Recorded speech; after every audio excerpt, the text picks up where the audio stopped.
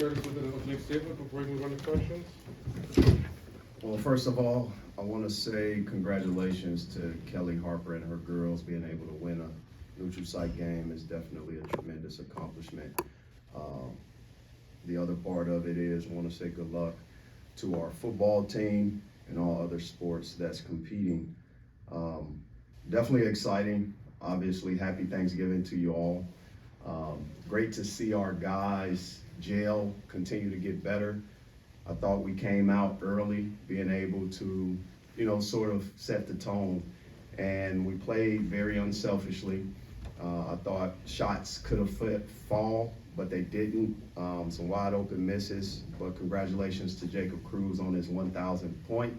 I kind of knew because, I said to myself, he's 3 points away from this. It's going to be a jinx. And boy, was it a jinx for him. So it's just one of those things where the basketball gods make it a little bit tougher for him to kind of give him a situation where he has to work through it, or whether it happened now than later. But he still played tremendous basketball. Questions? Trent, first time out on the floor, what was going through your head as you checked in, and just how did it feel getting into a game? A little nervous, but the whole staff, top to bottom, from coaches to managers, they've been there the whole time through my rehab, even last year, so it took a lot of the pressure off me. I just got to go play.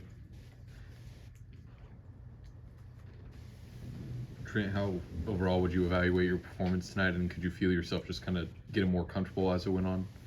For sure, I think the more games I play, the more minutes I play, the more rest I'll knock off and get back to playing. We call it lag free, so I'll get to that. For Mark and for Trent, obviously SC State kind of known for their press defense. What went into preparing for that, and how do you feel like y'all navigated that tonight? Mark, do you want to take that first, please? Yep. All week we just prepared for the randomness. They could throw a whole different types of presses at you, so we just were trying to be prepared for that in any way, shape, or form may come. We know they play man, they play zone. Even at times, I think they just were going back and forth between things. But I think we did really good, and obviously having 19 assists to 9 turnovers is something we really tried to harp on. I'm glad we did that. Trent? Yeah, we just took care of the ball. We prepared for all the defenses that they were going to throw at us, and game plan carried out. Coach, what have you kind of seen and assessed from Honor's first 2 appearances since he's come back? Honor is very gifted and talented. It's great to see him from last year grow into this season. Through the setback that he had, it's still great to see him get back to where he was before the doctors had to shut him down. So for me, being able to not try to get it all back at once is important, but also allowing the game to come to him. Being able to make the right reads, the right shots, rebounding defensively, he gives us a dynamic that we don't have. And I'm thankful that he's getting healthy, both he and Trent Burns. Dennis, go ahead. With Jaden Stone being out, just how does that affect what you all do in your lineups? Well, you could tell that he was missing tonight. I think it kind of discombobulated my rotation a little bit, and it also impacted the space and the gravity on the court. But guys were able to step up and step into a role. If it's not one thing, it's another. That's why our depth is very important, because that's the strength of our team, and we want to have a next man up mentality. No different than Luke had to step up when Sean was out. Sean was able to get back and play, and no different than our other knick-knack injuries that have taken place in addition to the illnesses. So the character of a team shows with the ability to just respond to different situations that's thrown at us. Mark, what have you kind of seen from Trent over the past year plus that's allowed him to get to this point? Yeah, I think just the diligence he's had, the perseverance he's had. Going through injuries is not something that's really easy. But I'm just proud of him, getting to see him here on the court. I don't know, I've probably played 100 games. It's his first, so just really excited for him. You can see just the excitement he had on the bench. I truly believe he's going to be a really special player here. So just seeing him get on the floor, get a little flow for the game, get a feel for the game is really exciting. Happy to see that. I want to say this. I do want to thank our team doctors. We've kept them busy. There's no doubt about it. And to get a young man on the court isn't always an easy task, but ultimately I appreciate Trent Burns. I appreciate his mom and dad and the entire family, especially the twins, to be able to help me recruit him here. He'll be talented. He'll definitely be gifted. It's just a matter of now to take it one step at a time, one game at a time. But it's not done without our team doctors, without our trainer, CP, who does a tremendous job, without Sean Conity, our strength and conditioning coach, to get them in game shape, game form, especially when it comes down to the return of play protocol.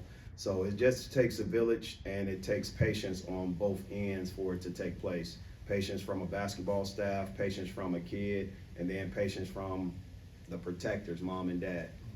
Dennis, for the first time you got Trent, Tio, and Honor all on the floor at the same time, what was it like for you kind of seeing that collection of second-year guys all play together? Well, they'll be talented. There's no doubt about it. They'll win a lot of ball games. I do believe those three guys will play in the NBA as well, in some way, shape, or form. Their journeys and their paths will be different, but I do think they have the talent, they have the disposition, they have the mentality to get there. Now, the patience is going to be the key, being able to figure out what avenue to take to get there. But we are thankful that those young people chose us, because they did have opportunities to go elsewhere.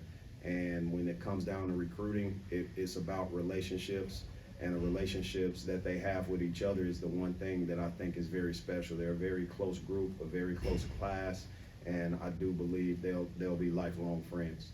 Coach, elsewhere in the backcourt, Sebastian's really displayed a true desire to get to the rim over the past several games. What are you seeing from him as far as remaining that outside threat coupled with the controlled aggressiveness? So with Sebastian Mack, this is my task with Sebastian, sort of like a Tamar Bates. You got 2 years. I don't want your film. I told Tamar, I don't want your film from Indiana to be similar to your film at Missouri. We have to eradicate the behavior or even the skill set and improve it so that you can have a chance at the next level. Sebastian Mack the same way. I don't want to have the same clips in a Mizzou jersey that he has at UCLA. That time is past. He played for a great coach, but now it's time to get even more improved in your player development, get more fundamental, be able to be not just a scorer, but also a playmaker. Try not to get yourself into trouble, but be the person that attracts the trouble and be able to create shots. So tonight, he took responsibility of creating shots, and if you look at his not assists, but his assist attempts, shots on pass, that's where he excelled tonight, and he did so by being able to get to the paint, and he's one of the best in the country to do that. Coach, kind of on that point, y'all had 54 points in the paint tonight. I think you're top 10 in 2-point percentage this season. What's kind of gone into having that efficiency around the rim? We got a tall team, and we got good players, and we do a lot of player development. Our guys don't have identity crises where they try to do something that they can't. I believe they accept who they are, and they do a great job of being able to finish through contact, explode through the physicality of the game, and finish. You know, Trent is 7+ feet. Sean Phillips, 7 feet. Mark Mitchell, 6'9". You 6'9"? Or 6'6"? 6'9"? 6'9". And then Javon Porter, same way, 6'10". Luke Northweather. That is very physically dominating, and as an assistant for Coach Hamilton, that was similar to our teams at Florida State. If you can win the vertical war, meaning contest shots, be able to get hands on rebounds, alter shots, you give yourself a chance to compete at a high level with your field goal percentage defense. Mark, we saw a flurry of lobs tonight. You were a distributor at some times as well. Just how much fun is it to play with these athletes, with the verticality that you guys have as a team? Yeah, it's a lot of fun. Obviously having two super lob threats in Sean and having Trent back now. Something we've really been working on. Just watching the film the last couple of games, I think I missed it a couple of times. So tonight, just seeing the little opportunities I could have when I draw the defense and just throw it up to the big fellas and let them do what they do. Trent, what does Coach mean when he said he used your twin sisters to help recruit you? My twin sisters are, they're my only two sisters, so. Come on up here, recent ratings. Come up here. Come on. They were the key in the recruiting process. Y'all stand by y'all, bro. He really just made it a point on my visit. He took us all to get ice cream. We all love ice cream. So when I'm back on the plane, it's when are we going to Mizzou again? When are we gonna see Coach Gates again? So that was always in the back of my head. Just hearing them talk about that. They didn't talk about many other coaches like that. Just the relationship he built with not only me but my family. It meant a lot to me. So what does it mean being able to play your first game in Columbia with your family here, since that was such a strong part in getting you to Mizzou? Yeah, shout out, like Coach said, the staff, all the doctors. We didn't even plan it; it just kind of happened. I want to thank God for letting them get here safely and allowing them to see me get on the court my first game. So I'll give you guys a story along with that question. So I FaceTimed Zale and purposely FaceTimed her because I got approval from the doctors that he was eligible to play minimal minutes. Now, I didn't realize that they were in town. I didn't realize that he was with them, but they were in the mall. It appeared to be. And I just said, he'll be playing no less than 10 minutes tonight. And at that point, he probably ran around the mall like a little kid in a candy store. But he was excited. He was pulling at my coattail the whole way. We thought Cleveland State game was going to be the first game, possibly, but in his rehab, he's just had a great response to practice and post-practice, and obviously the doctors gave the thumbs up. Chris CP gave the thumbs up, and he was prepared. So I'm thankful for Mom and Dad being here, and as well as my #1 recruiters. Got time about for one more question? Coach, with Cleveland State obviously on tap, how much, if any, have you been able to consider the notion of going head-to-head against Coach Summers and meeting up obviously with that whole program? Well, I'll say this. I went against what Coach Hamilton has done because we vowed to never play against former assistants. And ultimately, being able to do that in a way helps Coach Summers because they were looking for a game during that time.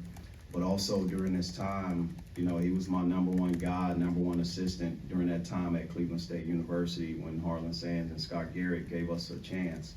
And there wasn't nothing that I didn't put on his desk that he did not sift through, did not turn into something. And he was the first one to go see Demoy Hodge when I sent him down there to see Demoy Hodge, the same one that ran all our offense, being able to have a unique big man coach. That's one of his besties. He'll have a lifelong relationship with Coach Summers, without a doubt.